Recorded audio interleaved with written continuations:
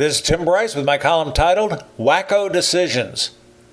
I've always found it interesting how people formulate decisions. Actually, I believe there are two sides for doing so. The logical side and what I like to call the WACKO side. The logical side should be rather obvious. Decisions are formulated based on the latest information received, or perhaps we study statistical trends and calculate the economics involved to formulate a cost-benefit analysis. If we're still not certain, we may solicit the advice of a trusted family member or confidant, such as a friend, a financial expert, or some other consultant. We may also do some research at the library or on the internet. In other words, we're trying to gather as much reliable information as possible to arrive at a proper decision or course of action.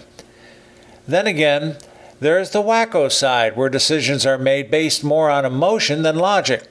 In this regard, there is no concern that 2 plus 2 equals 4, only a desire or impulse to do something.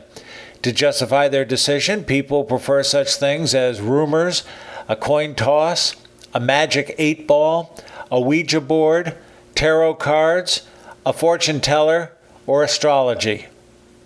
I find horoscopes to be particularly amusing. They're fun to read, but hardly a trusted means to lead your life. Mine typically reads something like this: leave important financial decisions alone. The moon is still full. Wait until it comes in contact with Mars soon. Save time for Sagittarius today. Yeah, right. Why anyone relies on these WACKO devices is beyond me.